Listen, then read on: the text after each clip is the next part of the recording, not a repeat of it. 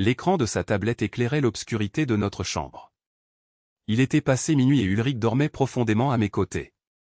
Je venais de revenir de la salle de bain lorsque j'ai remarqué l'appareil de son côté du lit. Il n'avait pas été éteint, chose inhabituelle pour ma femme, qui est d'ordinaire si ordonnée. Nous étions mariés depuis 32 ans. 3 décennies de haut et de bas, 2 enfants adultes qui avaient depuis longtemps pris leur propre chemin, et une vie construite ensemble dans notre maison à la périphérie de Heidelberg. Moi, Hartmut Bergmann, 63 ans, architecte en transition progressive vers la retraite, et Ulrich, 58 ans, qui, après des années comme institutrice, était passée à temps partiel il y a 2 ans. Avec un léger soupir, j'ai attrapé la tablette pour l'éteindre. Le contact a réveillé complètement l'écran. Une application de messagerie était ouverte. Normalement, j'aurais simplement reposé l'appareil. La vie privée avait toujours été un pilier de notre mariage. Mais un nom dans la conversation m'a fait hésiter, Dr Thorsten Weger. Thorsten Weger.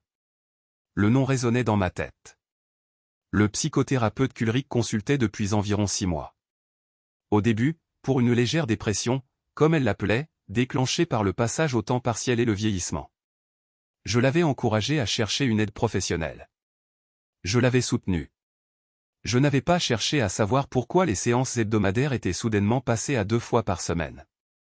Mon regard s'est accroché à un fragment de texte. Tes caresses me manquent déjà. Notre heure d'hier m'a montré à quel point je peux me sentir vivante. H n'a aucune idée à quel point ce mariage est devenu étouffant pour moi. Tu m'as ouvert les yeux. L'air a été expulsé de mes poumons. Mes doigts serraient la tablette si fort que mes jointures sont devenues blanches. Un étrange bourdonnement remplissait mes oreilles, comme si mon corps essayait de masquer la réalité. Les mains tremblantes, j'ai fait défiler la conversation. Les messages remontaient à plusieurs semaines. Des photos étaient échangées, rien d'explicitement sexuel, mais des selfies intimes pris à des moments que j'avais cru banals. Ulrich dans notre jardin avec un sourire que je n'avais pas vu depuis des années. Ulrich dans une robe que je ne connaissais pas. Tu me comprends comme personne, Thorsten. Après toutes ces années, je me sens enfin vu. Ton mariage a toujours été au cœur de tes blocages, Ulrich. Ce que nous avons n'est pas qu'une connexion, c'est ta libération. Le monde autour de moi semblait se brouiller. La chambre à coucher, que nous partagions depuis plus de 3 décennies, me semblait soudainement étrangère. La respiration régulière de ma femme endormie à mes côtés sonnait comme une moquerie. Je fixais la date du premier message. Il y a 3 mois. 3 mois pendant lesquels je n'avais rien remarqué. Ou avais-je fait semblant de ne rien voir? Les retours tardifs des séances de thérapie, les nouveaux vêtements, son intérêt soudain pour le yoga et la méditation, tout cela était des recommandations de son thérapeute, selon elle. Une image est apparue sur l'écran. Thorsten et Ulrich, étroitement enlacés dans un bureau que je ne connaissais pas. Il était plus jeune que je ne l'avais imaginé, peut-être au début de la quarantaine. Athlétique. Avec ce sourire assuré d'un homme qui sait exactement ce qu'il fait. Sa main reposait sur la hanche d'Ulrich dans un geste de familiarité possessive. Mon estomac s'est noué. J'ai reposé la tablette, exactement dans la position où je l'avais trouvée. Mécaniquement, je suis allé à la porte de la salle de bain, je l'ai verrouillée derrière moi et me suis affaissé sur le sol car l'effroi. Mon reflet me fixait, des cheveux gris, des rides autour des yeux, les signes d'une longue vie. Une vie que j'avais crue épanouie et sûre. Le smartphone dans ma poche a vibré. Un rappel automatique, anniversaire d'Ulrich dans 3 semaines, confirmation de réservation au Schlossgarten. L'ironie m'a frappé comme un coup de poing. J'avais passé des semaines à planifier son 59e anniversaire. Un week-end dans notre restaurant préféré. Des billets pour un concert. Un bracelet qui était caché dans mon bureau depuis 1 mois. La prise de conscience que notre vie commune était devenue une illusion me brûlait la poitrine comme du feu liquide. La question n'était plus de savoir si notre mariage était en danger, mais s'il existait encore. J'ai fixé mon smartphone et ouvert le navigateur. Avec une précision mécanique, j'ai tapé Dr Thorsten Weger Heidelberg dans la barre de recherche. Le site web de son cabinet est apparu immédiatement. Une photo professionnelle montrait le même visage qui venait de sourire à côté de ma femme. Spécialiste des crises de couple et de la transformation personnelle était écrit sous son nom. L'horloge au mur indiquait 1h37. Dehors, il pleuvait légèrement, des gouttes tambourinant contre la fenêtre de la salle de bain. C'est à cet instant que j'ai pris une décision, je ne confronterai pas. Pas encore. J'observerai. Je rassemblerai des preuves. Je comprendrai. La prise de conscience que l'homme auquel ma femme avait confié sa santé mentale l'éloignait systématiquement de moi a déclenché quelque chose en moi, une détermination froide et tranquille, que je n'avais pas ressentie depuis des décennies. Le lendemain matin, à mon réveil, j'ai espéré, l'espace d'un bref et miséricordieux instant, que tout cela n'avait été qu'un cauchemar. Mais le vide dans ma poitrine et la lourdeur dans ma tête ont confirmé la réalité. Le côté du lit d'Ulrich était déjà vide le jeudi, elle donnait courteau. Je suis resté allongé, fixant le plafond de notre chambre. Nous avions ignoré les fines fissures dans le plâtre pendant des années, toujours avec l'idée de les réparer un jour. Comme tant de choses dans notre mariage, pensais-je avec amertume. Nous nous étions rencontrés en 1987, lors d'un vernissage à Munich. J'étais un jeune architecte ambitieux, elle était stagiaire dans une école primaire. Ses yeux vifs et son rire m'avaient immédiatement enchanté. 2 ans plus tard, nous nous sommes mariés, nous avons déménagé à Heidelberg, où j'ai obtenu un poste dans un cabinet d'architectes renommé. En 1991, notre fils Lucas est né, puis notre fille Elena 3 ans plus tard. Les premières années ont été marquées par la beauté chaotique d'une jeune vie de famille. Nous avons rénové notre vieille maison morceau par morceau, tout en jonglant entre les couches, le travail et le manque chronique de sommeil. Il y avait des disputes, bien sûr, mais aussi cette profonde connexion entre deux personnes qui construisent quelque chose ensemble. En vieillissant, les enfants, nous avons développé nos propres rythmes. Ulrich avec sa vie d'enseignante, ses amis, son club de lecture. Moi avec mes projets, le club de tennis, des parties de pêche occasionnelles avec de vieux amis de l'université. Nous fonctionnions bien en équipe, même si la passion des premières années avait laissé place à une familiarité confortable. Où est-ce que je m'étais seulement persuadé de cela? Le corps lourd, je me suis levé et me suis traîné dans la salle de bain. Mon visage dans le miroir paraissait avoir pris des années. Les yeux rougis par une nuit sans sommeil, de profonds sillons autour de la bouche. En allant à la cuisine, je me suis arrêté devant la bibliothèque dans le couloir. Nos albums photos y étaient rangés, dans l'ordre chronologique. J'ai sorti l'album de nos noces d'argent, il y a seulement 7 ans. La fête dans le jardin, entourée d'amis et de famille. Ulrich dans une robe grise argentée, rayonnante, mon bras autour de sa taille. Nous avions l'air heureux. Tout cela n'avait-il été qu'une façade? Ou quelque chose avait-il changé insidieusement? Je me suis souvenu des premiers signes, il y a environ 1 an. Ulrich avait commencé à parler de vide. Du sentiment que quelque chose manque. J'avais mis cela sur le compte de la crise de la quarantaine habituelle, sur l'adaptation après sa réduction de temps de travail. Lorsqu'elle s'est plainte d'insomnie et d'accès d'anxiété occasionnelle, c'est moi qui lui ai conseillé de consulter un professionnel. Quelques séances avec un spécialiste peuvent faire des merveilles, avais-je dit. L'ironie m'a fait ricaner amèrement, tandis que je préparais machinalement du café. La cuisine, que nous avions rénovée ensemble il y a 3 ans, me paraissait soudain étrangère. Mon regard s'est posé sur l'agenda d'Ulrich, qui était comme toujours accroché à côté du réfrigérateur. Aujourd'hui, 16 heures, thérapie, y était écrit de sa belle écriture soignée. À côté, un petit astérisque, une marque qui n'était pas présente sur les rendez-vous précédents. Le café n'avait aucun goût. Je me suis forcé à manger une tranche de pain grillé, bien que mon estomac se rebellât. Mon téléphone a vibré à un message de mon collègue Wolfgang. Réunion aujourd'hui à 10 heures confirmée. Tu apportes les rendus? La normalité du quotidien me paraissait être une mauvaise blague. Comment allais-je pouvoir me concentrer sur le travail, alors que ma vie était en ruine? J'ai répondu mécaniquement que je serais là. Puis j'ai ouvert le contact de ma fille Elena. Elle vivait à Berlin, travaillait comme médecin. Devais-je lui écrire? Non, pas encore. Je devais d'abord y voir clair. Les doigts tremblants, j'ai ouvert le navigateur de mon smartphone et cherché à nouveau le docteur Thorsten Weger. Son cabinet se trouvait dans la vieille ville de Heidelberg, à seulement 10 minutes de mon bureau. Le site web montrait des photos d'un cabinet moderne et minimaliste. Thérapie individuelle pour une croissance personnelle, tel était le slogan. J'ai cliqué sur les différentes pages du site. Sous la rubrique « À propos de moi », j'ai trouvé sa biographie, études à Fribourg, doctorat à Mannheim, diverses qualifications complémentaires. 42 ans, 21 ans de moins que moi.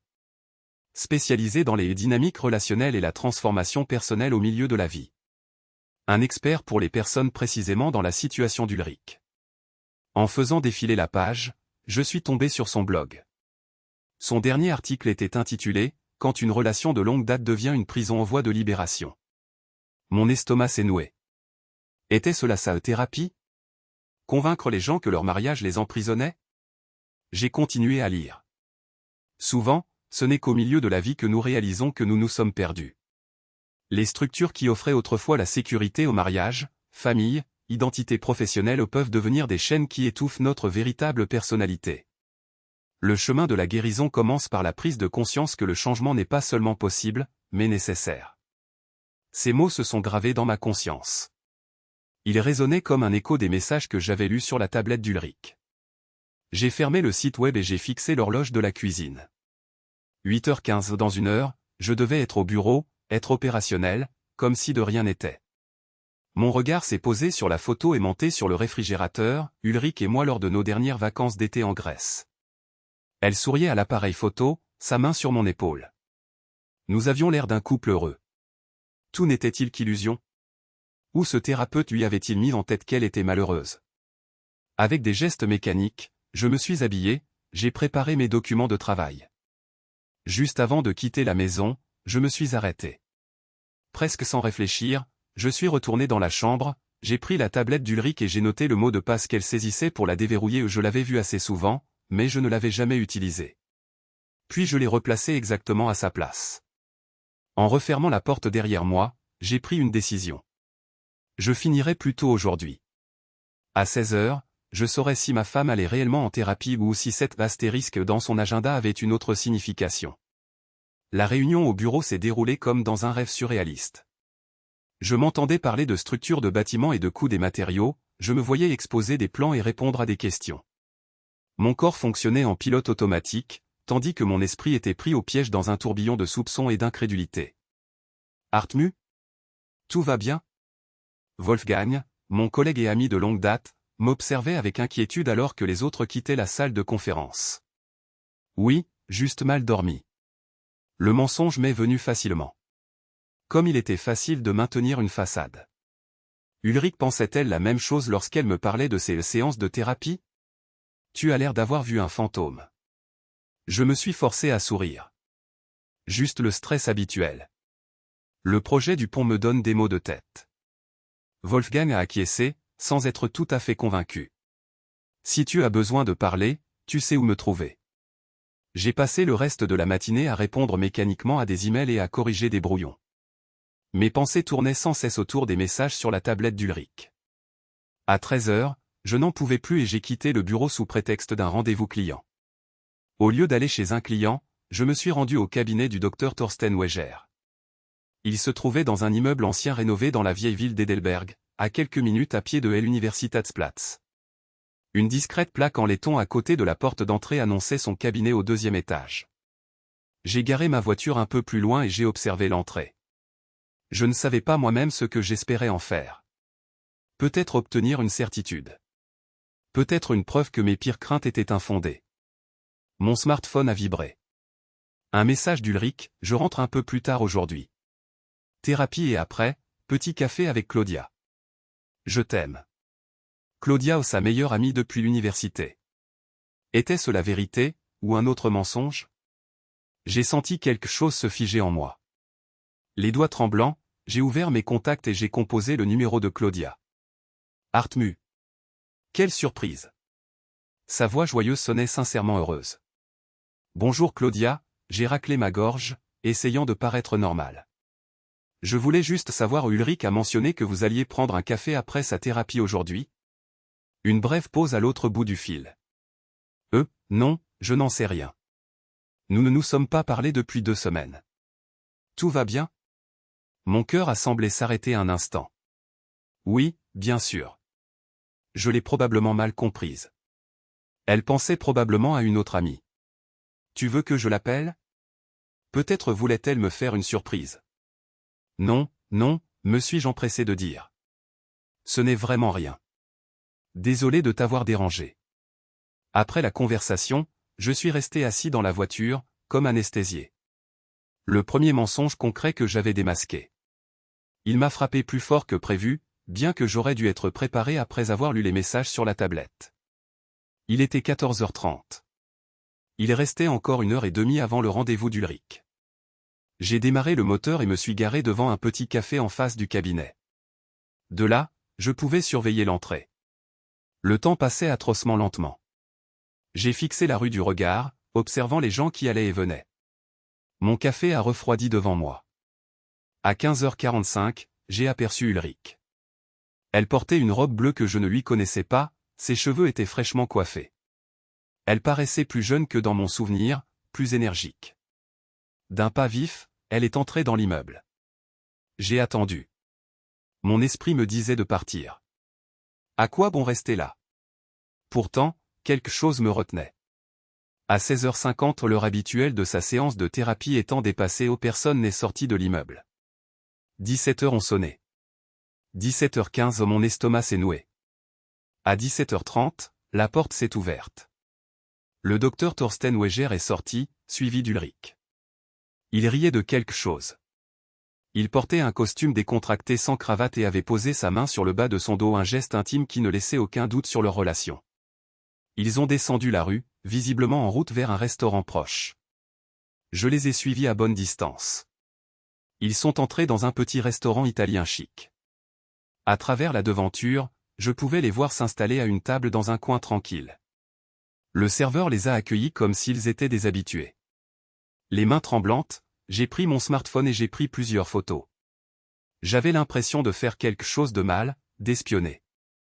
En même temps, j'ai ressenti un étrange soulagement, j'avais enfin la certitude. Je ne pouvais plus supporter de regarder. D'un pas lourd, je suis retourné à ma voiture et je suis rentré chez moi. Le silence de la maison m'a accueilli comme un vieil ami. Je suis allé directement dans mon bureau, j'ai refermé la porte derrière moi et je me suis affalé dans mon fauteuil.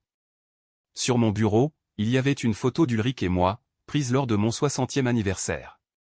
Nous sourions à l'appareil, bras dessus bras dessous.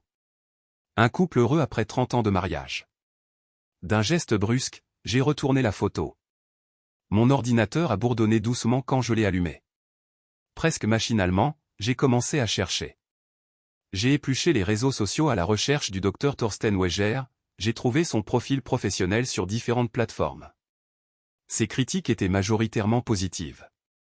M'a aidé à me retrouver, enfin trouver le courage de changer ma vie, une expérience transformatrice. Combien de ces patientes avait-il déjà transformé? Combien de mariages détruits sous le couvert de la thérapie? J'ai ouvert un nouveau document et j'ai commencé à noter chronologiquement tout ce qui s'était passé ces derniers mois. Quand Ulrich avait commencé la thérapie.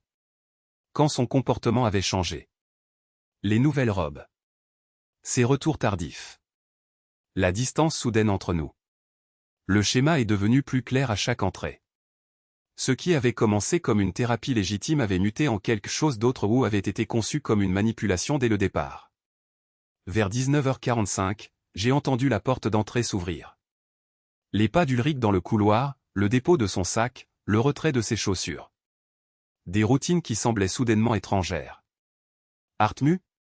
Tu es là. Sa voix était plus joyeuse, plus vive que ces derniers mois. J'ai fermé mes documents, j'ai pris une profonde inspiration et j'ai quitté mon bureau. Oui, je suis là, ai-je répondu en me forçant à afficher un visage neutre. Comment s'est passée ta thérapie? Elle a souri un sourire éclatant, juvénile, que je n'avais pas vu depuis des années. Bien. Le docteur Weger a vraiment des approches utiles. Je me sens plus clair maintenant. Le mensonge flottait entre nous dans la pièce comme un brouillard invisible. J'ai simplement hoché la tête. Et le café avec Claudia, ai-je demandé, gardant ma voix délibérément neutre. Un bref hésitation dans ses yeux. Oh, elle a dû annuler à la dernière minute. J'en ai profité pour flâner un peu dans la vieille ville. Un autre mensonge, proféré avec une facilité déconcertante. Je me suis demandé depuis combien de temps ça durait. Combien de fois je l'avais cru aveuglément. Tu as déjà mangé, a-t-elle demandé en allant dans la cuisine. Je n'ai pas faim, ai-je répondu, sincèrement. Le nœud dans mon estomac ne laissait pas de place pour la nourriture. Elle s'est retournée, m'a examiné rapidement. Tu vas bien? Tu as l'air fatigué. Juste une journée épuisante au bureau. Le mensonge m'est venu aux lèvres avec une facilité effrayante. Nous étions tous les deux devenus des acteurs dans notre propre maison. Je vais me faire une salade. Sûr que tu ne veux rien. J'ai secoué la tête et j'ai observé ses gestes dans la cuisine. Ses mouvements étaient énergiques, presque dansants. Elle fredonnait doucement un comportement que je ne lui avais plus vu depuis des mois. Était-elle plus heureuse avec lui? L'idée s'est plantée dans mon cœur comme un poignard. À cet instant précis, j'ai compris que je devais prendre des décisions. Pas à la hâte, pas sous l'emprise de la colère ou de la vengeance, mais de manière réfléchie. J'avais besoin de plus d'informations. De plus de preuves. Et d'un plan. Les 2 semaines suivantes se sont transformées en une expérience surréaliste. En apparence, Ulrich et moi continuions à mener notre vie habituelle au repas partagé, conversations occasionnelles sur des sujets banals, le fonctionnement mécanique d'un mariage de longue date. Mais sous la surface, le fossé entre nous se creusait de jour en jour. J'ai commencé à tenir des registres méticuleux. J'ai noté les absences d'Ulrich, ses explications, ses petits et grands mensonges. 2 fois par semaine, elle allait officiellement en thérapie, et revenait toujours des heures plus tard que la durée normale d'une séance. Ses excuses devenaient de plus en plus élaborées, courses, rencontres spontanées avec des amis, un intérêt nouvellement découvert pour les expositions. Un mardi matin, alors qu'Ulrich était à l'école, j'ai surmonté mes derniers scrupules moraux. Avec le mot de passe que j'avais mémorisé, j'ai déverrouillé sa tablette. L'application de messagerie contenait désormais des centaines de messages entre elle et Thorsten. Je me suis forcé à les lire systématiquement, à faire des captures d'écran comme preuve. La conversation révélait une image effrayante. Ce qui avait commencé comme une relation thérapeutique professionnelle était rapidement devenu plus personnel. Thorsten avait subtilement commencé à semer le doute sur notre mariage. Vos réactions indiquent un schéma classique de négligence émotionnelle. Votre mari semble ignorer vos besoins depuis des années. Le vide que vous décrivez est typique des personnes qui ont réprimé leur véritable personnalité pendant des décennies pour plaire aux autres. Vos rêves d'une vie plus épanouie sont tout à fait légitimes. La question est de savoir si votre situation actuelle vous permettra un jour de les réaliser. La réserve initiale d'Ulrich avait progressivement cédé la place à une adhésion totale à son point de vue. Tu as raison, Thorsten. Quand je regarde en arrière, je vois comment je me suis perdu dans ce mariage. Hartmut ne me comprend pas vraiment. Peut-être qu'il ne l'a jamais fait. Nous fonctionnons côte à côte, mais il n'y a plus de véritable connexion.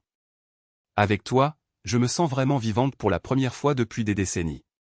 La composante romantique de leur relation avait commencé environ 2 mois après le début de la thérapie.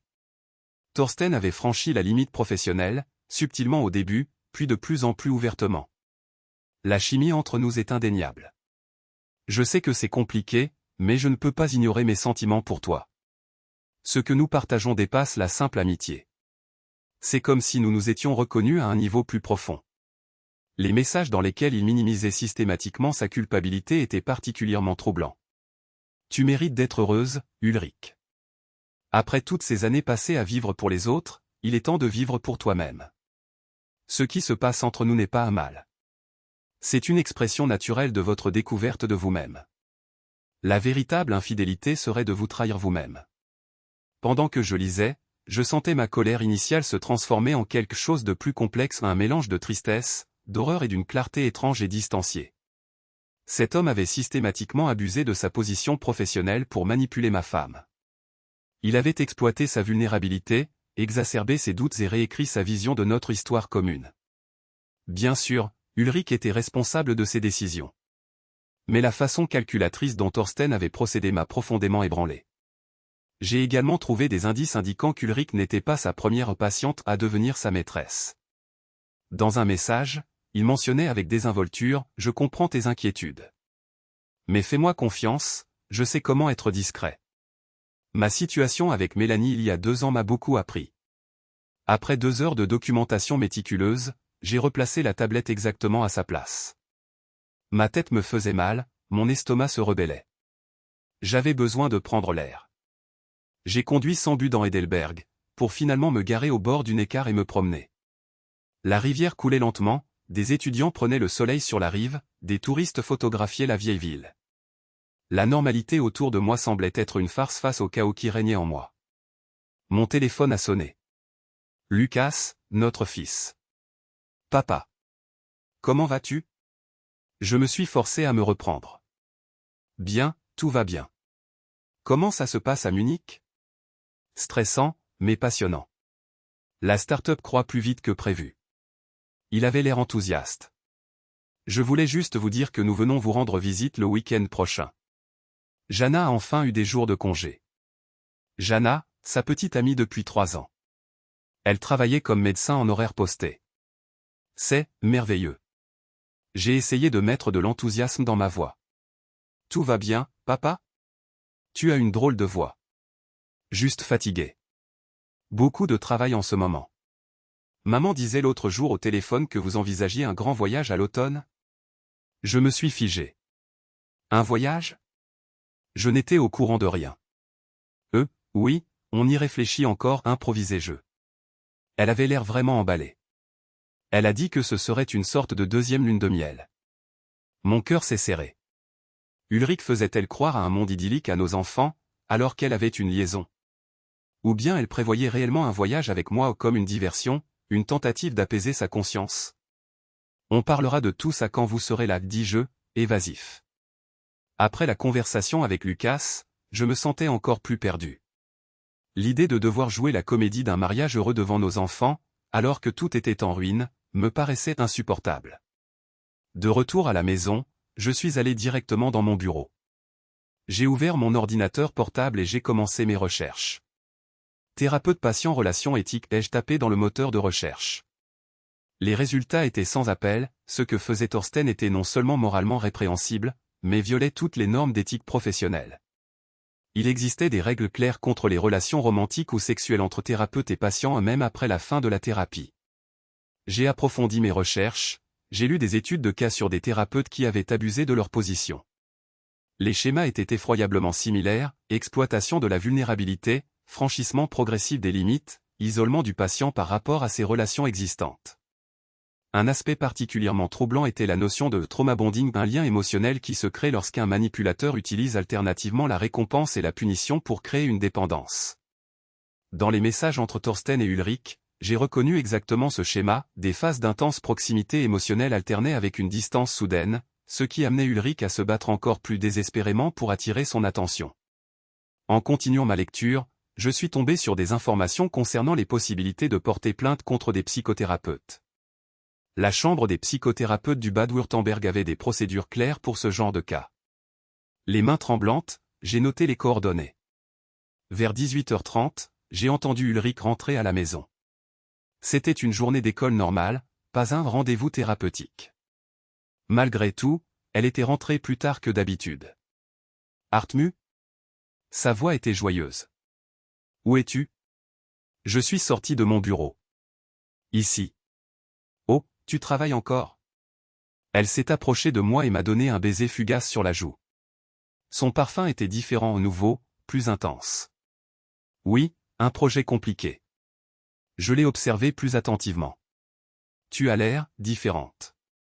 Elle a souri radieusement. J'étais chez le coiffeur. Tu aimes? Elle a fait volte-face, exhibant ses cheveux nouvellement coupés et colorés. Ils étaient plus clairs qu'avant, la coupe plus moderne, plus jeune. Ça te va bien, dis-je, sincèrement.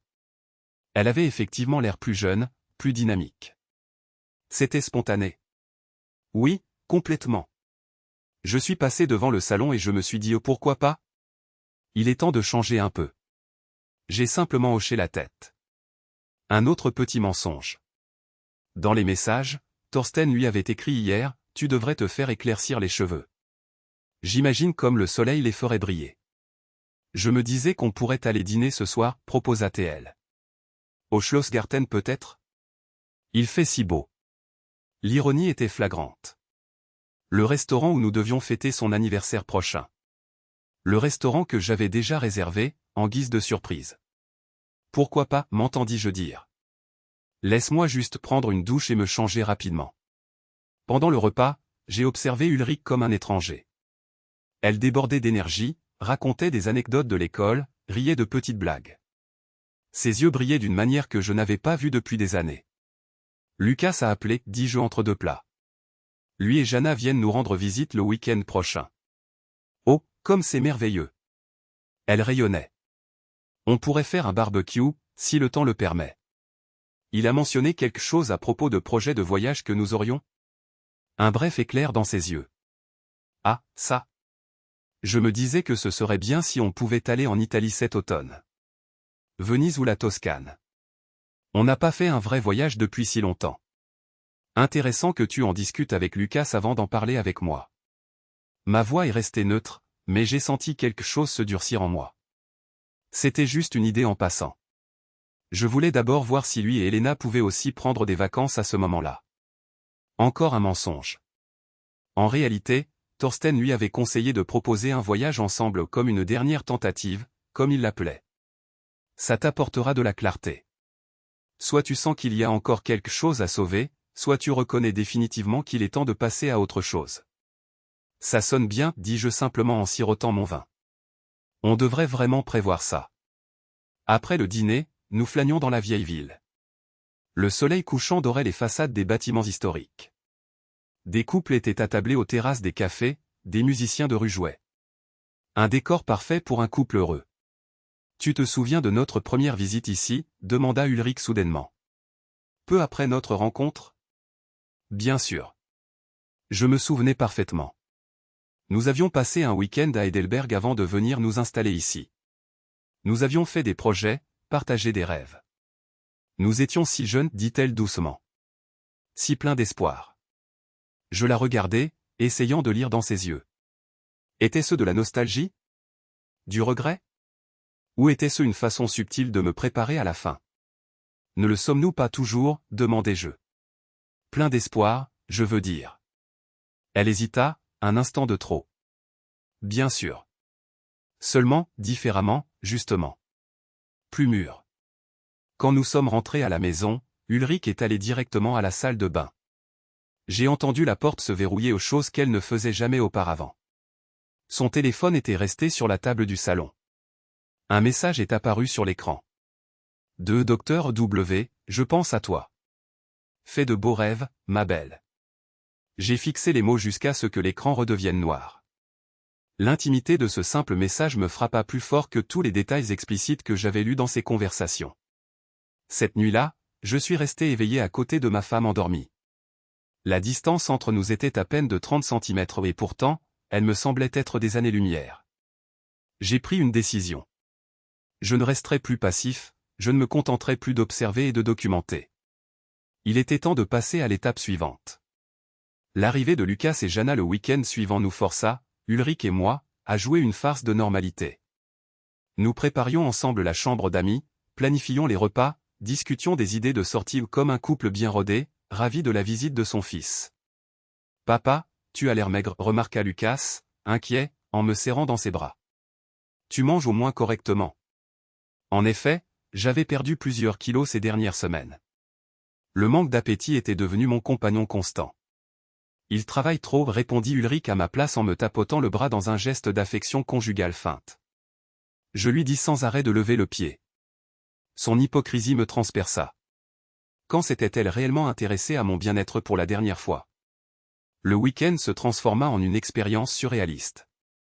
Nous avons fait un barbecue dans le jardin, une excursion au château, joué à des jeux de société le soir, des activités que nous aimions autrefois en famille. Ulrich jouait son rôle d'épouse et de mère aimante à la perfection. Seul moi remarquais les petits moments où elle jetait un coup d'œil à son smartphone, souriait et tapait hâtivement une réponse. Le samedi soir, pendant que Jana et Ulrich préparaient le dîner dans la cuisine, Lucas me prit à part. « Papa, est-ce que tout va vraiment bien entre vous deux ?» La question me prit au dépourvu. « Pourquoi tu dis ça ?» Il haussa les épaules. « Je ne sais pas. On dirait, différent. Vous êtes polis l'un envers l'autre, mais en même temps, il y a une distance. » J'avais sous-estimé à quel point mon fils était attentif. Tous les longs mariages ont leur haut et leur bas, élu des jeux. En ce moment, nous sommes tous les deux dans des phases de travail stressantes. Il ne sembla pas totalement convaincu, mais il acquiesça. « Si tu as besoin de parler, je suis là, d'accord ?» L'inversion de nos rôles, mon fils qui m'offrait un soutien émotionnel m'aurait ému dans d'autres circonstances. Maintenant, cela ne me semblait être qu'une facette de plus de mon humiliation. Après le départ de Lucas et Jana le dimanche soir, la façade s'est effondrée. Ulrich s'est immédiatement retiré dans la chambre avec sa tablette, soi-disant pour préparer du matériel pédagogique. Je savais qu'en réalité, elle communiquait avec Thorsten. Le lundi matin, j'ai appelé mon bureau pour prendre un jour de congé. Dès qu'Ulrich fut parti à l'école, je mis mon plan à exécution. Mon premier arrêt fut la chambre des psychothérapeutes du Bade-Wurtemberg. J'avais pris rendez-vous avec une conseillère, sans mentionner mon nom ni la raison de ma visite. Madame le docteur Becker, une femme d'une cinquantaine d'années avec des yeux perçants derrière des lunettes cerclées de métal, me reçut dans son bureau. « En quoi puis-je vous aider, monsieur Bergman ?» demanda-t-elle après que nous ayons réglé les formalités. Je pris une profonde inspiration. Je voudrais me renseigner sur le comportement d'un psychothérapeute. Plus précisément, sur une relation entre un thérapeute et sa patiente. Son expression devint grave. Je comprends. S'agit-il d'une affaire personnelle? Oui. La patiente est ma femme. Le docteur Becker acquiesça lentement. J'en suis sincèrement désolé. Puis-je vous demander comment vous avez eu connaissance de cette relation? J'ouvris ma serviette et déposai devant elle quelques captures d'écran imprimées ou soigneusement sélectionnées pour clarifier la situation sans révéler de détails trop intimes. Elle parcourut les documents, son expression se faisant de plus en plus sombre. Si ces informations sont exactes, il s'agit d'une violation grave de la déontologie. Un thérapeute ne doit en aucun cas entamer une relation amoureuse ou sexuelle avec une patiente ni pendant la thérapie, ni dans un délai raisonnable après. Que puis-je faire? Demandai-je. Plusieurs options s'offrent à vous, expliqua-t-elle. Vous pouvez déposer une plainte formelle auprès de nous, ce qui peut entraîner une procédure disciplinaire. Les conséquences possibles vont d'un simple avertissement au retrait de l'autorisation d'exercer. Vous pouvez également saisir le parquet, car dans certaines circonstances, des aspects pénaux pourraient également être pertinents. Et ma femme? Serait-elle impliquée dans ces procédures? Le docteur Becker hocha la tête avec gravité. Malheureusement, oui. En tant que principal concerné, son témoignage serait important. Nous respecterions bien sûr le souhait de discrétion, dans la mesure du possible. Je restai silencieux un instant. L'idée d'impliquer Ulrich dans une procédure officielle me mettait mal à l'aise. Pas parce que je voulais la protéger, mais parce que je voulais garder le contrôle de la situation. Existe-t-il des précédents? Comment les patientes réagissent-elles généralement lorsqu'elles réalisent qu'elles ont été manipulées? Les réactions sont très variées, expliqua le docteur Becker. Certaines reconnaissent immédiatement l'abus et sont furieuses. D'autres défendent le thérapeute avec véhémence, même face à des preuves évidentes. Il peut falloir des mois, voire des années, avant qu'elles ne comprennent la manipulation. Le thérapeute a une position de pouvoir énorme où il connaît les pensées et les sentiments les plus intimes de la patiente et sait exactement sur quel bouton appuyer. Ces paroles confirmaient mes pires craintes. Thorsten avait systématiquement gagné la confiance d'Ulrich, exploité ses vulnérabilités et lui avait présenté une réalité alternative dans laquelle notre mariage était l'obstacle à son bonheur. J'aimerais réfléchir aux options avant d'entamer une procédure formelle, dis-je finalement. Le docteur Becker me tendit plusieurs brochures et sa carte de visite. Prenez le temps dont vous avez besoin. Nous sommes là pour vous aider, vous et votre femme. Mon prochain arrêt fut le cabinet d'un avocat spécialisé en droit de la famille. Norbert Kleinschmidt était un ancien camarade d'université avec lequel j'avais gardé un contact lâche. Il me reçut dans son cabinet avec vue sur le Neckar. « Hartmut, qu'est-ce qui t'amène » Il me serra la main avec vigueur. « Il faut que ce soit important pour que tu te déplaces en personne après toutes ces années. » J'allai droit au but, décrivant la situation en termes brefs et précis. Norbert écouta attentivement, prenant des notes de temps en temps. Quand j'eus terminé, il se pencha en arrière et me considéra pensivement. « Je suis désolé pour toi, Hartmut. Vraiment. Une situation merdique. » Il soupira. D'un point de vue juridique, il y a plusieurs aspects à considérer. D'abord, la question du divorce si ça doit arriver. Ensuite, les mesures possibles contre ce thérapeute. Je ne suis pas encore sûr de vouloir divorcer, avouai-je. Je veux surtout savoir comment me protéger. Norbert acquiesça avec compréhension. Sage. Il s'agit d'abord de recueillir des informations et de se préparer. Il ouvrit un tiroir et en sortit quelques formulaires. S'il y a divorce, l'aspect de l'infidélité n'aurait pas de conséquences juridiques directes en Allemagne, mais pourrait être indirectement pertinent par exemple, en ce qui concerne les demandes de pension alimentaire ou le partage des biens. Nous passâmes l'heure suivante à analyser ma situation financière, à énumérer les actifs et à envisager différents scénarios. Notre maison, la prévoyance vieillesse, les comptes joints, tout devait être pris en compte. En ce qui concerne le thérapeute, dit finalement Norbert, je pense qu'il faut envisager une action civile parallèlement à la plainte auprès de l'ordre professionnel. Il existe des précédents pour des demandes de dommages et intérêts dans de telles situations. Des dommages et intérêts pourquoi, exactement? Pour la destruction intentionnelle de ton mariage. Pour le préjudice moral. Pour la violation de la confiance dans une relation thérapeutique. Il se pencha en avant. Hartmu, cet homme a abusé de sa position de pouvoir pour s'immiscer systématiquement dans ton mariage. Ce n'est pas seulement contraire à l'éthique, c'est potentiellement illégal. L'idée d'amener Thorsten Weger devant les tribunaux avait quelque chose de bizarrement satisfaisant. Pas par vengeance, mais comme une forme de justice. Une façon de l'empêcher de faire davantage de mal. Je dois y réfléchir, dis-je. Et je dois décider comment gérer la situation avec Ulrich. Norbert hocha la tête avec gravité. C'est la partie la plus difficile. Mon conseil, continuez à recueillir des preuves, mais ne la confrontez pas directement pour l'instant. Dès que vous le ferez, la dynamique changera fondamentalement. En quittant son cabinet, je me sentais étrangement soulagé. Non pas parce que la situation était moins douloureuse, mais parce que j'avais commencé à agir. À abandonner mon rôle de victime. Mon dernier arrêt de la journée était moins planifié. Presque comme par automatisme, je me suis retrouvé devant le bâtiment où Thorsten Weger avait son cabinet. Il était tôt dans l'après-midi, l'heure à laquelle Ulrich avait habituellement ses séances de thérapie. Je me suis garé un peu plus loin et j'ai attendu. À 16h12, j'ai vu la voiture d'Ulrich se garer. Elle est descendue, a vérifié son apparence dans le rétroviseur latéral et est entrée dans le bâtiment. Quelque chose en moi s'est définitivement brisé. Le dernier espoir que tout cela puisse être un terrible malentendu s'est envolé. J'ai démarré le moteur et suis rentré chez moi. Une fois arrivé, je me suis assis à mon bureau et j'ai ouvert un nouveau fichier sur mon ordinateur. J'ai commencé à écrire non plus seulement des notes ou des preuves, mais une lettre à Ulrich. Une lettre que je ne lui donnerai peut-être jamais, mais qui contenait toutes mes pensées et tous mes sentiments. Cher Ulrich. Si tu lis ces lignes, tu sais déjà que je suis au courant de ta liaison avec le docteur Weger. Je sais pour les rendez-vous secrets, les mensonges, les messages. Je sais comment il t'a systématiquement convaincu que notre mariage était le problème, que j'étais l'obstacle à ton bonheur. Je n'écris pas pour te faire des reproches bien que la douleur que tu m'as infligée soit difficilement exprimable. J'écris parce que je veux que tu comprennes ce qui s'est réellement passé. Le docteur Weger a abusé de sa position de thérapeute. Il a exploité ta vulnérabilité, trahi ta confiance et t'a manipulé. Ce qu'il a fait viole tous les principes éthiques professionnels et est peut-être même punissable par la loi. Je sais que tu penses probablement maintenant que votre relation est spéciale, une exception aux règles.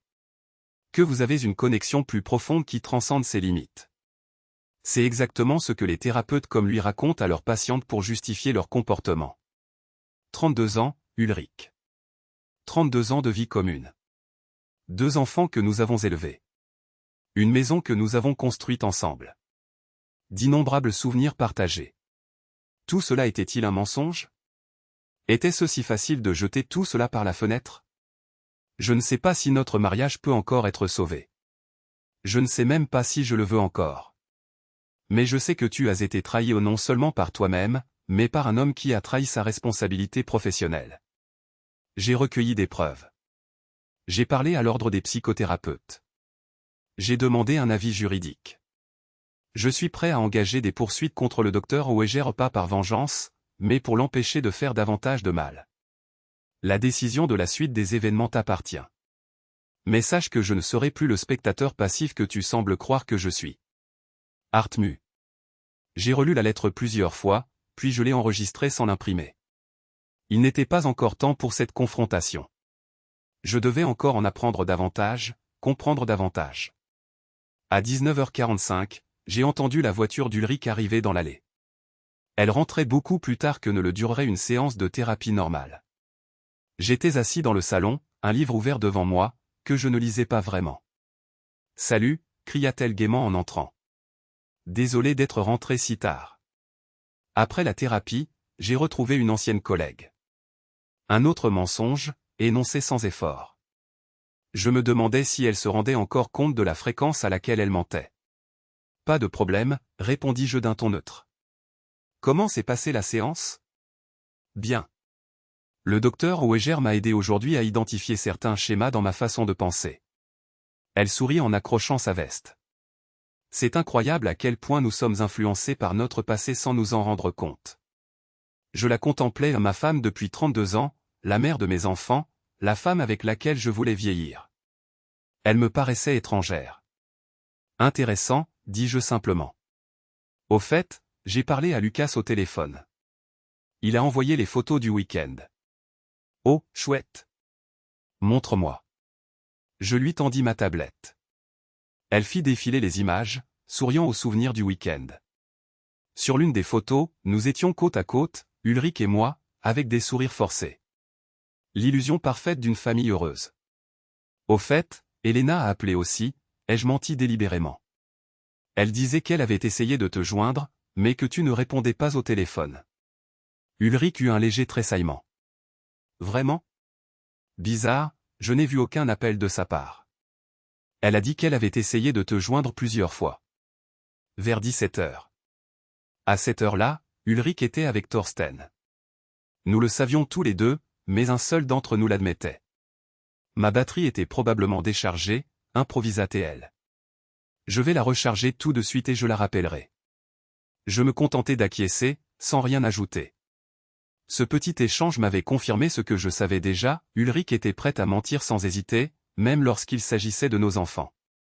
Plus tard dans la soirée, alors que nous étions couchés dans notre lit, chacun de son côté, avec un gouffre entre nous, j'ai pris une décision.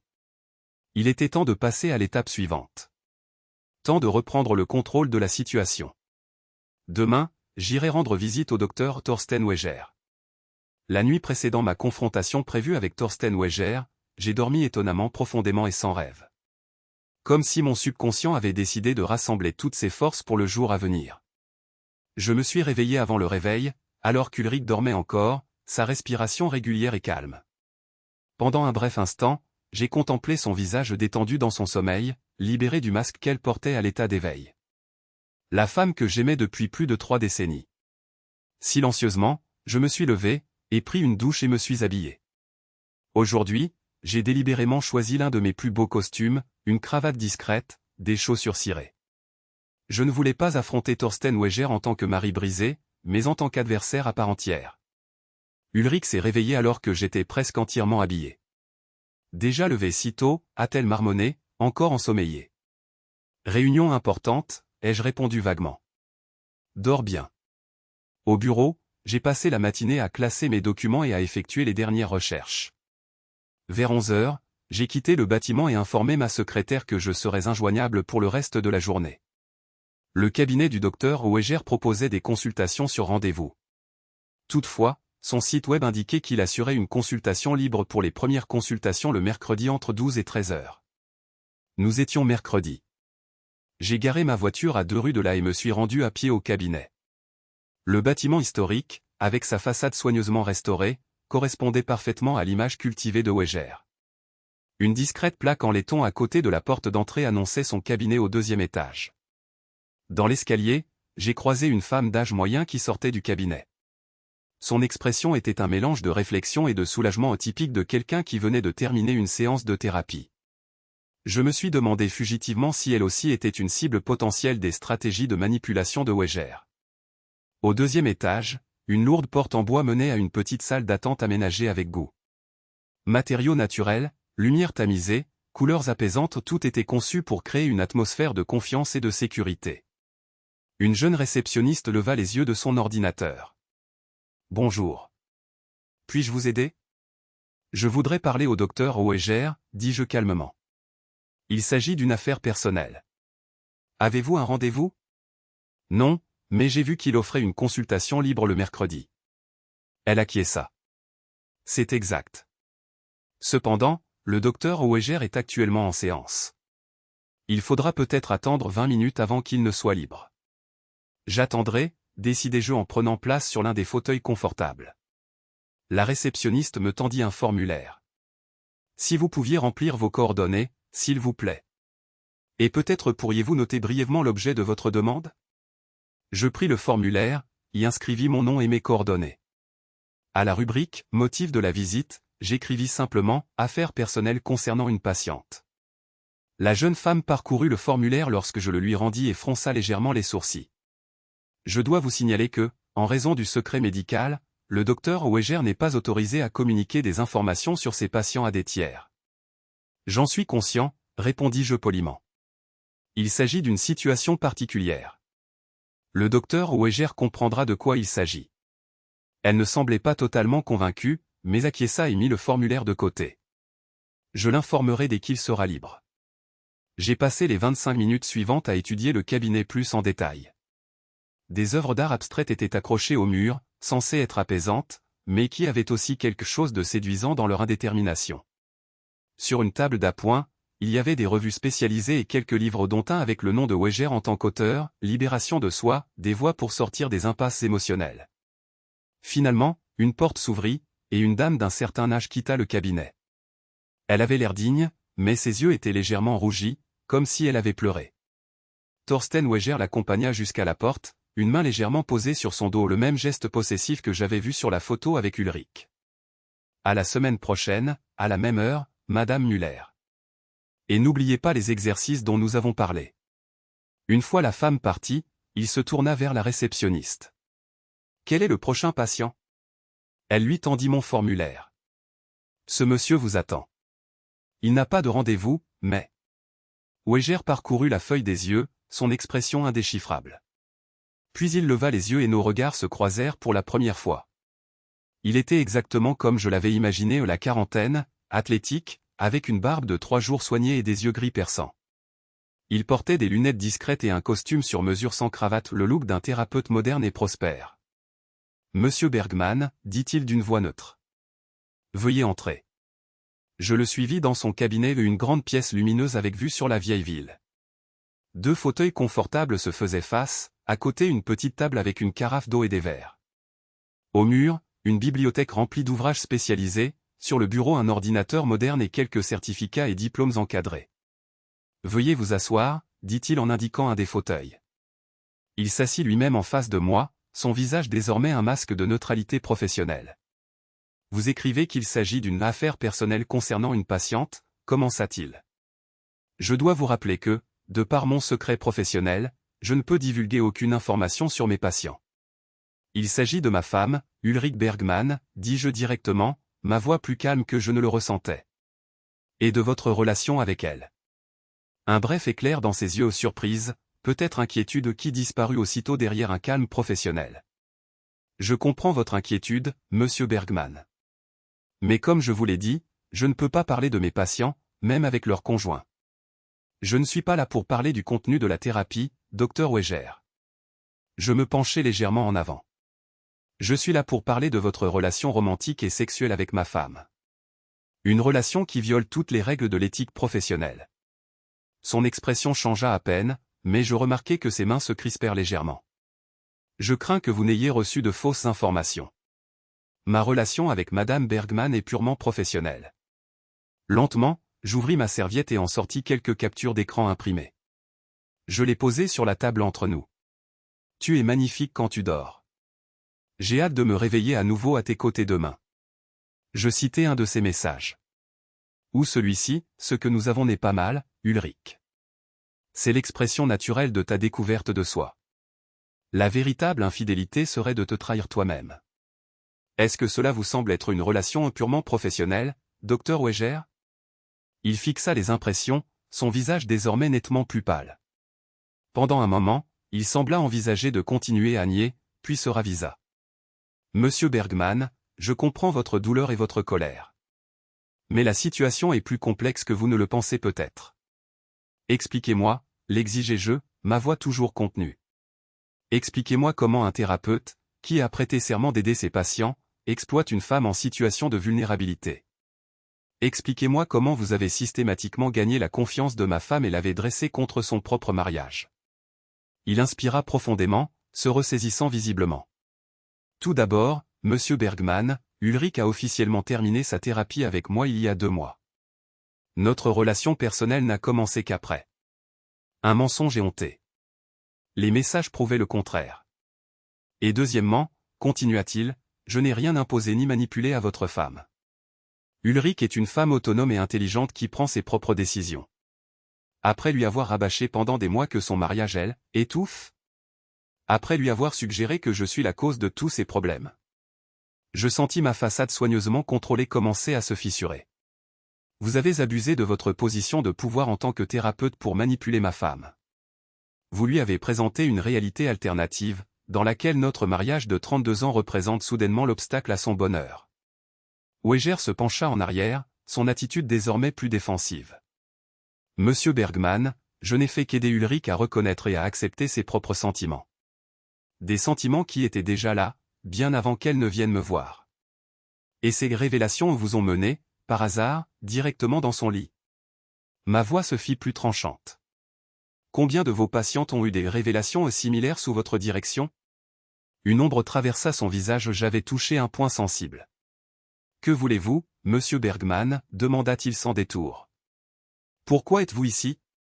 Je veux que vous compreniez à qui vous avez affaire, répondis-je calmement. Je ne suis pas le mari passif et naïf qu'Ulrich a peut-être décrit. J'ai rassemblé des preuves. J'ai parlé à l'ordre des psychothérapeutes. J'ai pris un avis juridique. Ses yeux se plissèrent légèrement. Vous me menacez? Je vous informe des faits. Votre comportement enfreint le code de déontologie des psychothérapeutes. Cela pourrait entraîner la perte de votre agrément. Il pourrait même y avoir des conséquences pénales. Il se tut un instant, semblant évaluer ses options. Que attendez-vous exactement de moi? Mettez fin à votre relation avec ma femme, dis-je directement. Immédiatement. Et adressez-la à un autre thérapeute, un qui s'intéresse réellement à son bien-être, pas à sa propre satisfaction. Un sourire cynique effleura son visage. Et si je fais cela ou vous laissez tomber l'affaire? Pas de plainte auprès de l'ordre, pas de poursuite judiciaire? Cela dépendra de l'évolution de la situation. Il se leva, alla à la fenêtre et regarda dehors. Vous sous-estimez les sentiments d'Ulrich pour moi, monsieur Bergman. Et les miens pour elle. Ce n'est pas une simple passade. Non, c'est un abus calculé d'une relation thérapeutique, le corrigeai-je. Et je suppose que ce n'est pas votre premier coup. Il se retourna vers moi, son expression plus dure à présent. Vous ne savez rien de moi ni de ma relation avec Ulrich. J'en sais assez. Je me levai également. Et je sais qu'Ulrich n'est pas votre première patiente devenue maîtresse. Vous avez mentionné une certaine Mélanie dans vos messages. Je me demande si l'ordre des psychothérapeutes serait intéressé à identifier une tendance. Son visage devint livide. C'est du chantage. C'est une conséquence, rectifiai-je. Vous avez franchi une limite, docteur Weger. À plusieurs reprises, semble-t-il. Maintenant, vous devez en assumer les conséquences. Nous nous tenions face à face, aucun de nous deux n'étant prêt à céder.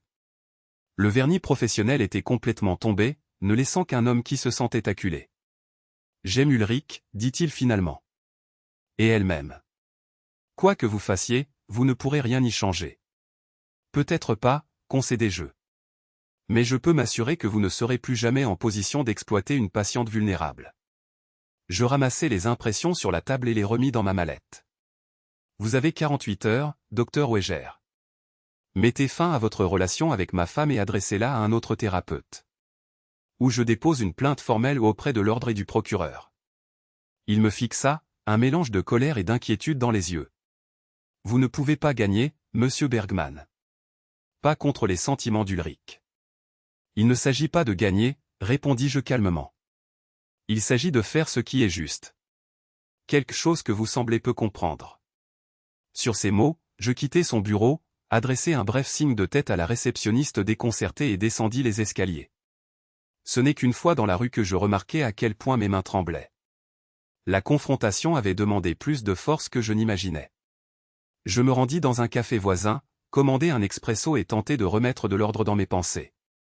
La rencontre avec Thorsten Weger m'avait fait prendre conscience d'une chose, cet homme ne se rendrait pas sans combattre. Il avait trop à perdre sa réputation, peut-être son autorisation d'exercer. Pendant que je buvais mon café, mon téléphone vibra. Un message d'Ulrich, séminaire ce soir. Rentrerai tard. Ne m'attends pas. Encore un mensonge. Elle prévoyait probablement de passer la soirée avec Thorsten. Je ne répondis pas. Au lieu de cela, j'ouvris mon application de messagerie et commençai à rédiger un message à l'ordre des psychothérapeutes. Je préparerai la plainte, mais ne la soumettrai pas encore. C'était mon moyen de pression, mon assurance. En quittant le café, j'avais un plan clair. Je laisserai à Weger les 48 heures promises. Non par générosité, mais parce que je voulais profiter de ce temps pour me préparer à la confrontation inévitable avec Ulrich.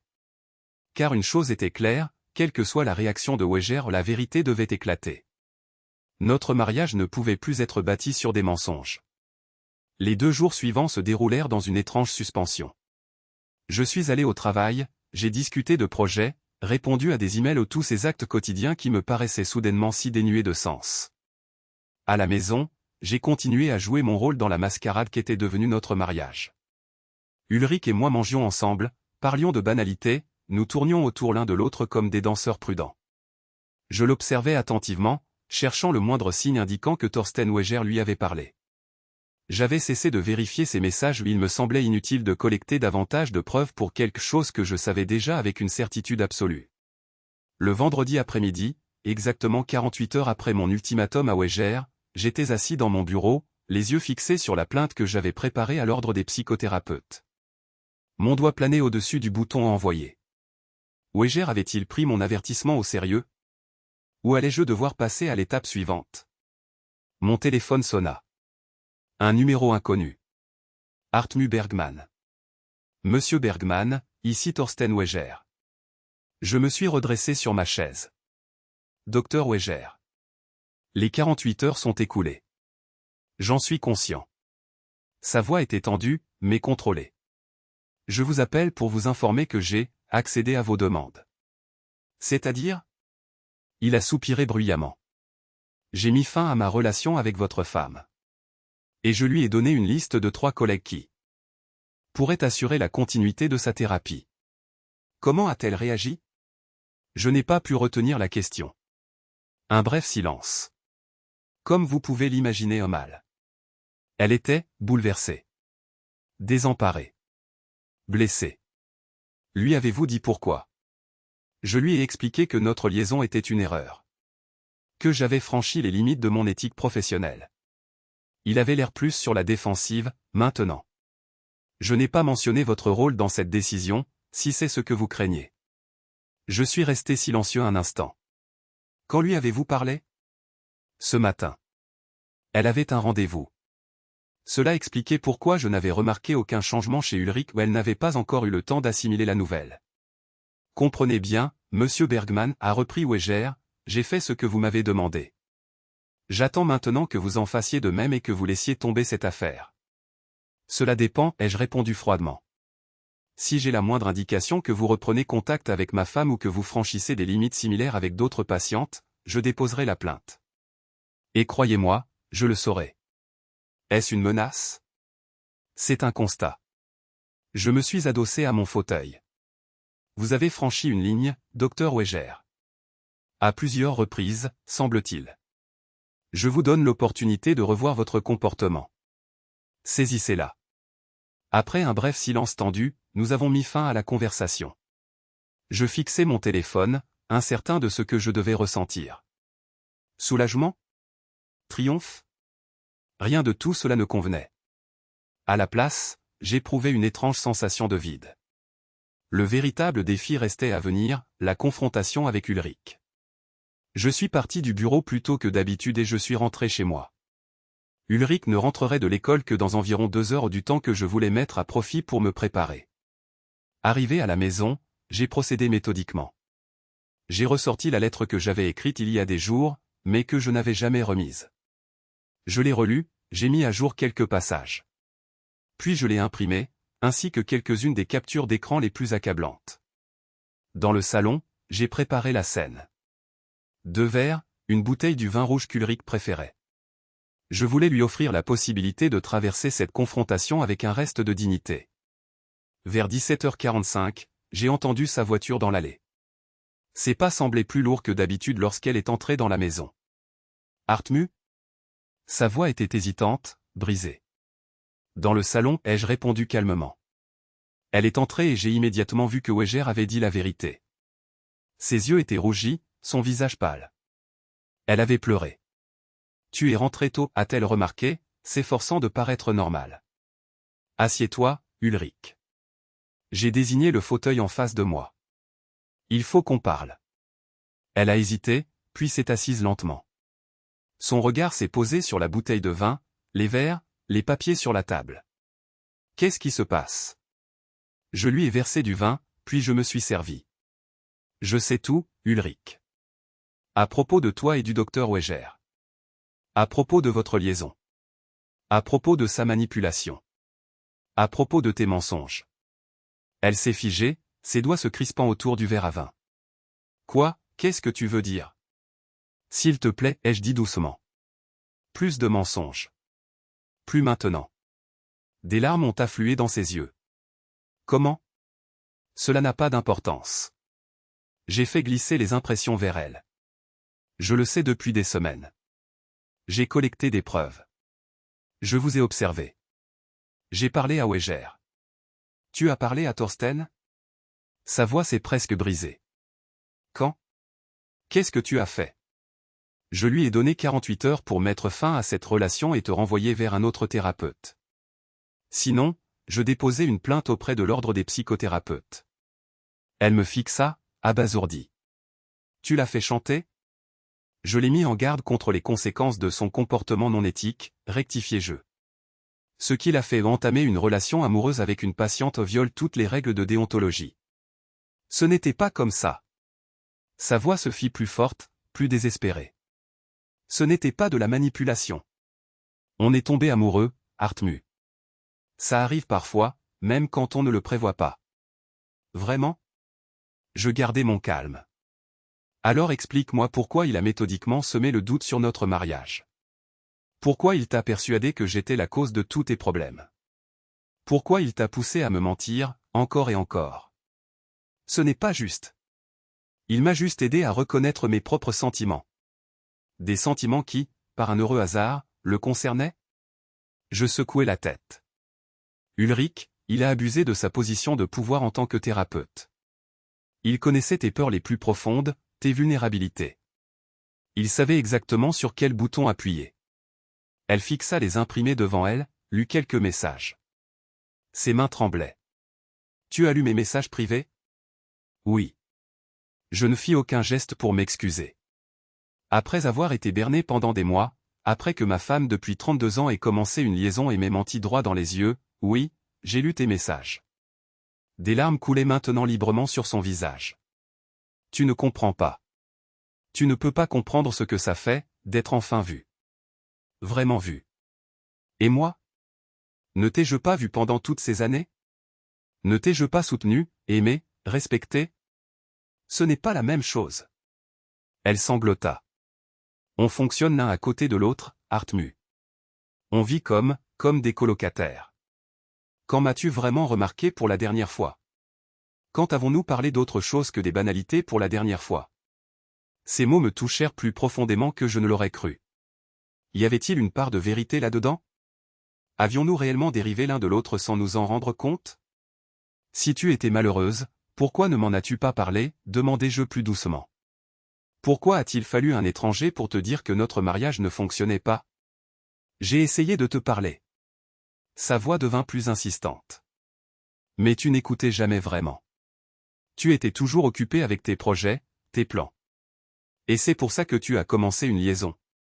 C'est pour ça que tu m'as menti, jour après jour? Elle baissa les yeux. Je ne voulais pas te blesser. Mais tu l'as fait, Ulrich. Plus profondément que tu ne peux l'imaginer.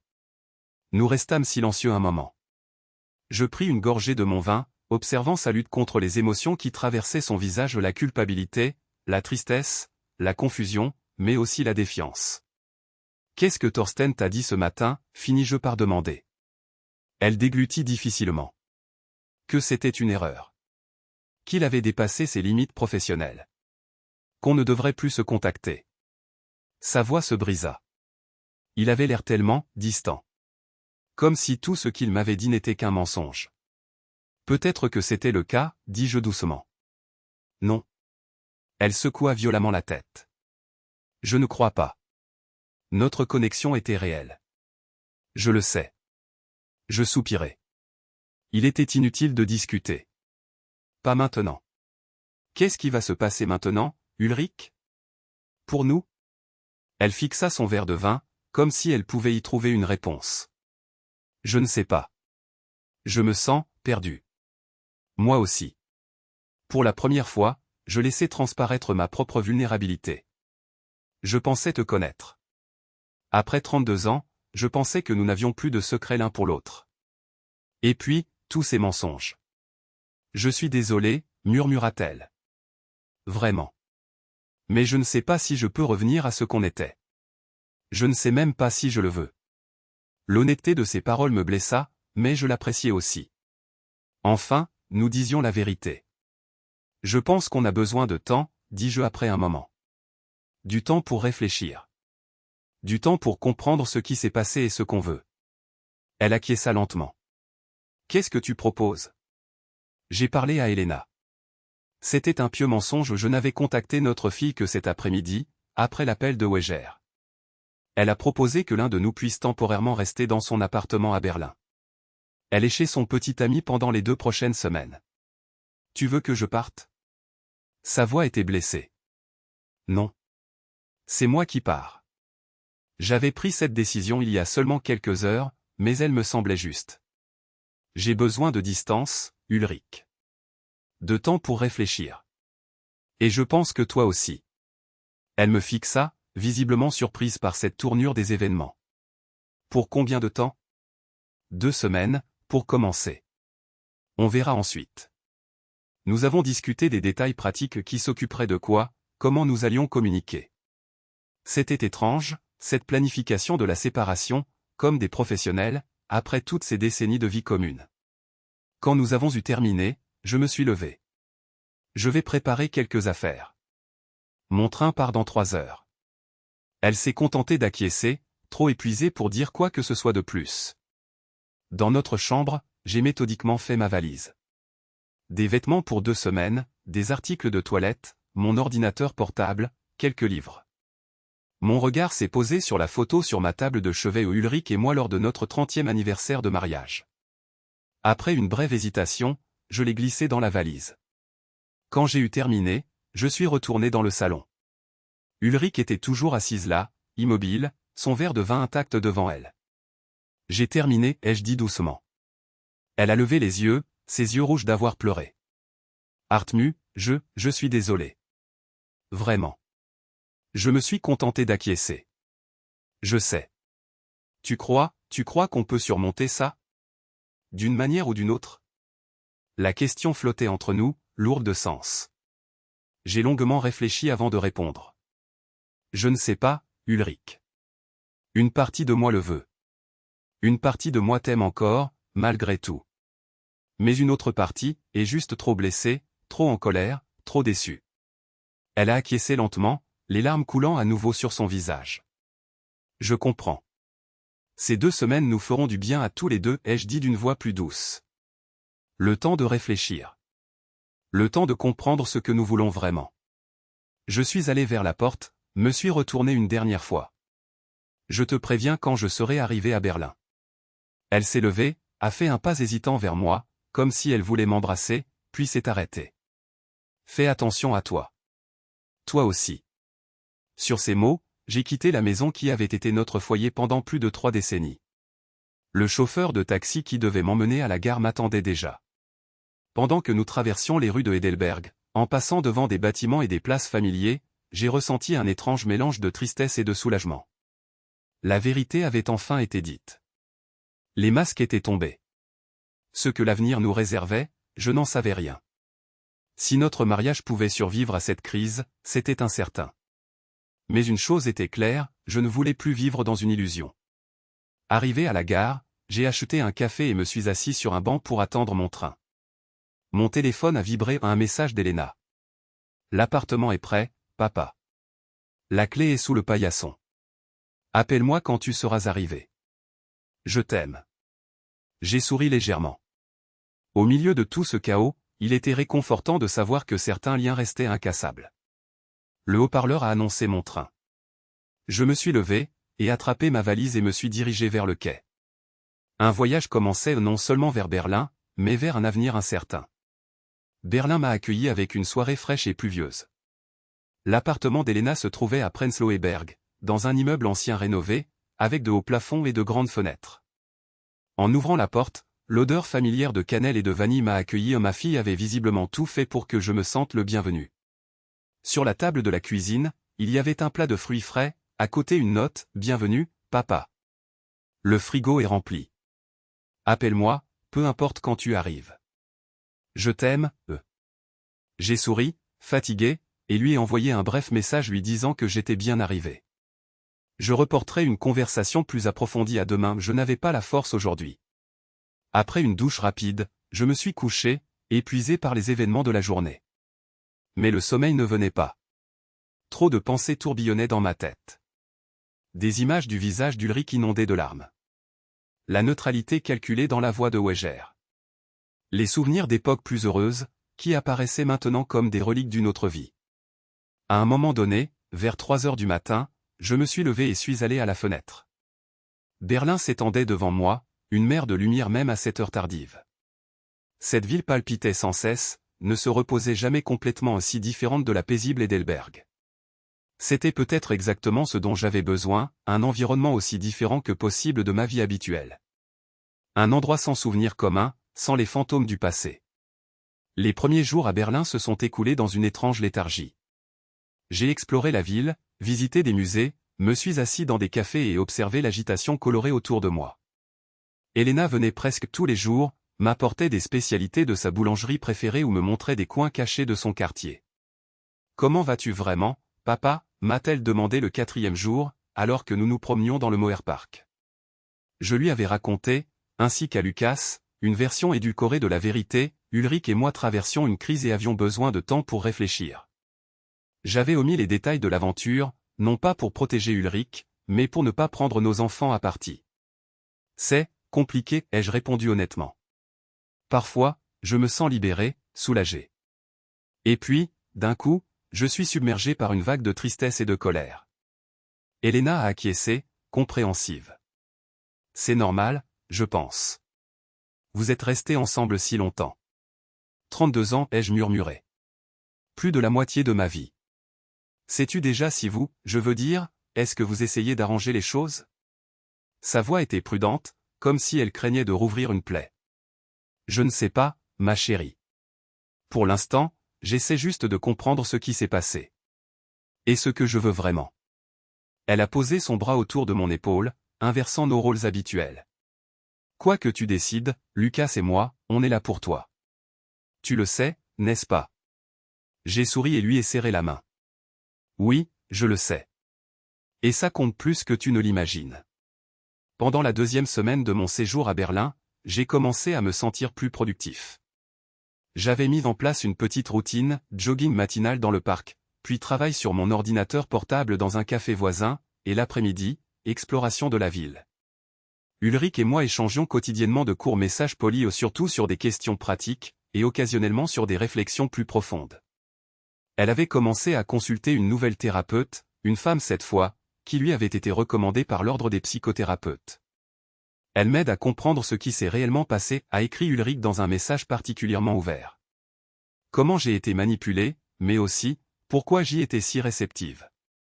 Ce message m'a donné une étincelle d'espoir. Peut-être commençait-elle à réaliser que son grand amour pour Weger avait plus à voir avec ses techniques de manipulation qu'avec de véritables sentiments. Le 10e jour de mon séjour, j'ai reçu un appel inattendu de Wolfgang, mon collègue de Heidelberg. Hartmut. Comment vas-tu dans la grande ville? Bien, merci.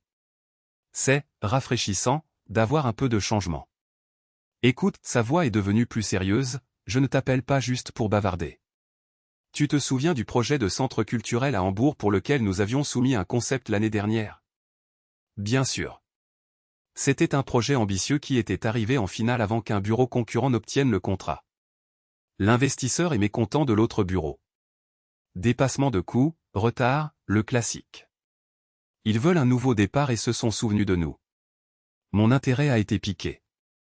Et ils aimeraient reprendre notre concept initial avec quelques ajustements. Mais ils te veulent personnellement comme chef de projet. Apparemment, ton nom a fait son effet. Je suis resté silencieux un instant, surpris par ce revirement inattendu. Ça a l'air intéressant. C'est plus qu'intéressant, Artmu. C'est une opportunité fantastique. Un projet prestigieux, une liberté créative, un excellent budget. Il a hésité un court instant. Cependant, cela voudrait dire que tu devrais être principalement à Hambourg pendant au moins 1 an. Hambourg. Une autre grande ville, encore plus loin de Heidelberg. Un nouvel environnement, un nouveau défi. Quand doivent-ils prendre une décision? Ils nous donnent 2 semaines. Je sais que le timing n'est peut-être pas idéal avec ta situation personnelle. Mais réfléchis d'accord? Je le lui ai promis et j'ai terminé la conversation avec la tête pleine de nouvelles pensées. Était-ce une coïncidence ou le destin? Une opportunité de faire ses preuves professionnellement une fois de plus, juste avant la retraite. Une façon de prendre de la distance géographique, si Ulrich et moi devions réellement nous séparer. Le soir, j'ai appelé Ulrich notre première vraie conversation depuis mon départ. Bonjour Artmu, sa voix était prudente, mais plus calme que lors de notre dernière rencontre. Bonjour Ulrich. Comment vas-tu? Mieux, je crois. La thérapie m'aide. Et toi? Comment c'est Berlin? Bien. Différent. Stimulant. J'ai hésité. J'ai reçu une offre intéressante aujourd'hui. Un projet à Hambourg. Pour au moins 1 an. Un long silence. Oh. Ça a l'air important. Oui, ça l'est. Vas-tu l'accepter? Je ne sais pas encore. Cela dépend de différents facteurs. Elle a compris le message non exprimé. De nous. Oui. De nouveau le silence, plus long cette fois. Artmu, je ne sais pas quoi dire. Une partie de moi a envie de te supplier de rentrer à la maison pour qu'on essaie d'arranger les choses. Une autre partie pense que la distance est peut-être exactement ce dont nous avons tous les 2 besoin. Son honnêteté m'a touché. Je ressens la même chose. Confus. Déchiré. Peut-être devrions-nous nous rencontrer avant que tu ne prennes une décision. Pour parler de vive voix, pas au téléphone. La proposition m'a surpris.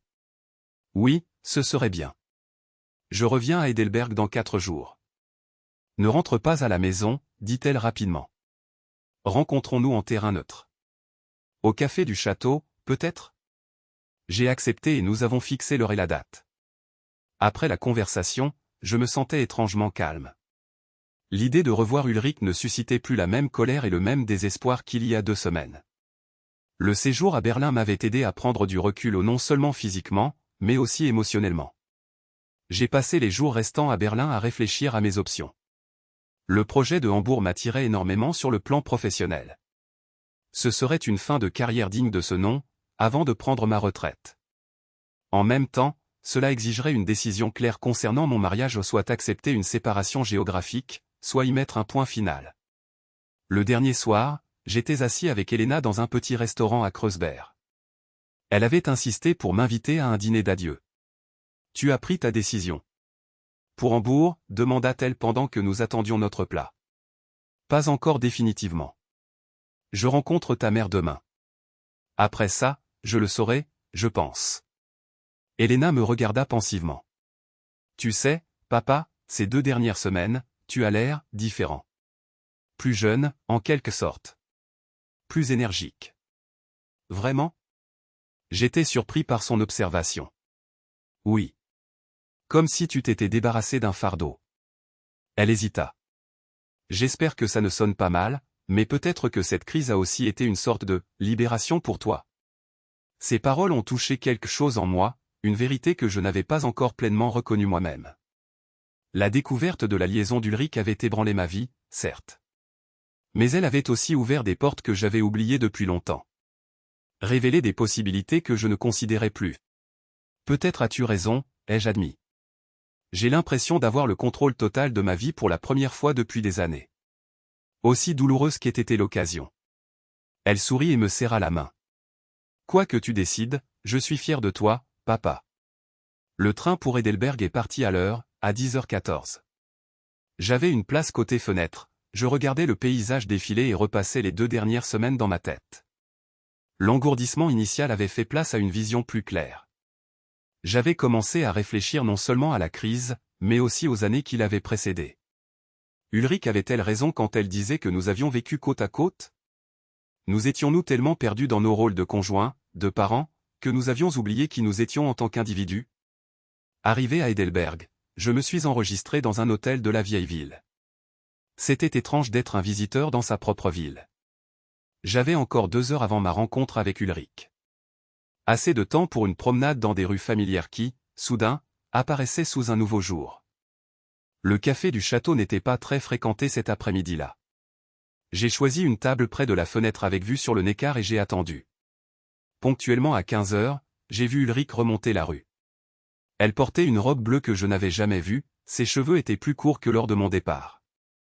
Elle avait l'air bien fatiguée peut-être, mais sereine.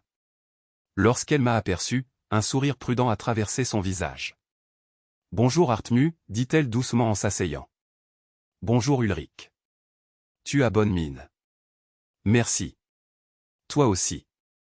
Berlin a l'air de t'avoir réussi. » Nous avons commandé du café et des gâteaux, échangeant d'abord des politesses. On aurait dit un premier rendez-vous, prudent, tâtonnant, comme si nous apprenions à nous connaître à nouveau. Finalement, Ulrich en est venu à la raison principale de notre rencontre. J'ai beaucoup réfléchi ces 2 dernières semaines. À nous. À ce qui s'est passé. Moi aussi. Elle prit une profonde inspiration.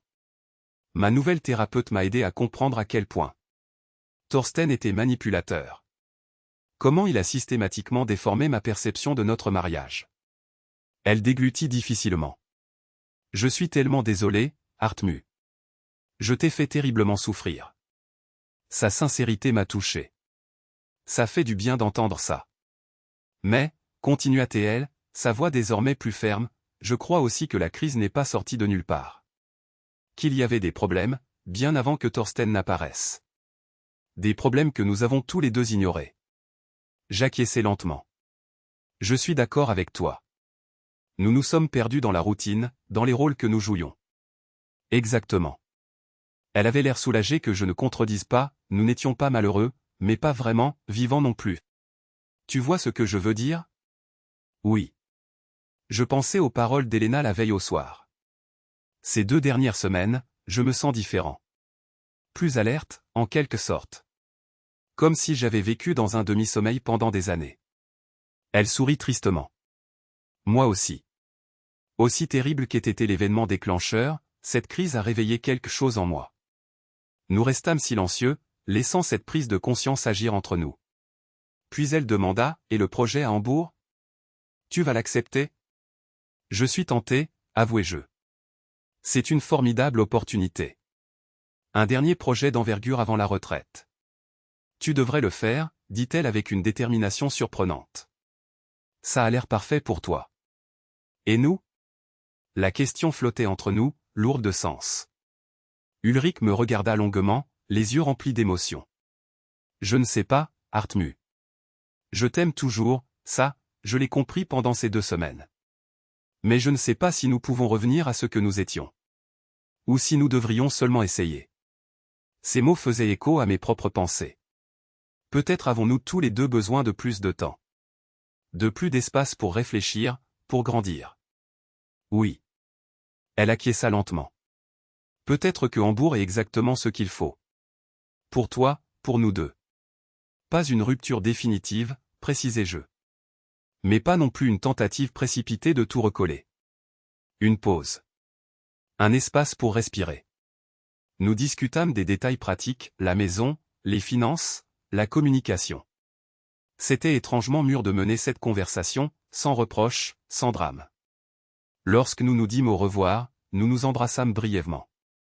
C'était une étreinte prudente, mais pas sans chaleur. Fais attention à toi à Hambourg, dit-elle doucement. Toi aussi, Ulrich. Et, merci pour ton honnêteté aujourd'hui. Elle sourit légèrement. Ça fait du bien de dire enfin la vérité. Après tous ces mensonges. Je la regardais s'éloigner dans la rue, une silhouette familière qui s'éloignait lentement. Une partie de moi ressentait de la tristesse, une autre un étrange soulagement. De retour à l'hôtel, j'appelai Wolfgang et lui fis part de ma décision. J'accepte le projet de Hambourg. Fantastique. Il semblait ravi. Tu ne le regretteras pas, Hartmut. C'est exactement ce qu'il te faut maintenant. Ensuite, j'écrivis un long courriel à Lucas et Helena, leur expliquant ma décision et l'accord avec leur mère. Tous deux répondirent rapidement et avec enthousiasme. Le lendemain matin, je fis mes bagages et quittai l'hôtel. Avant d'aller à la gare, je fis un dernier détour par notre maison. Ulrich était à l'école, la maison vide. J'utilisai ma clé pour récupérer quelques affaires personnelles dont j'aurais besoin à Hambourg. Dans le bureau, je m'arrêtai, regardant les photos au mur, notre histoire familiale en images. J'en pris une photo d'Ulrich et moi le jour de notre 25e anniversaire de mariage. Nous avions l'air heureux, détendus, complices. Allions-nous un jour retrouver cette complicité? Je ne le savais pas. Mais je savais que nous méritions tous les deux la chance de nous redécouvrir, ensemble ou séparément. En quittant la maison, je ne ressentais plus d'amertume, plus de colère brûlante. Seulement une acceptation paisible de ce qui était, et un espoir prudent pour ce qui allait arriver. Le train pour Hambourg partirait dans 2 heures.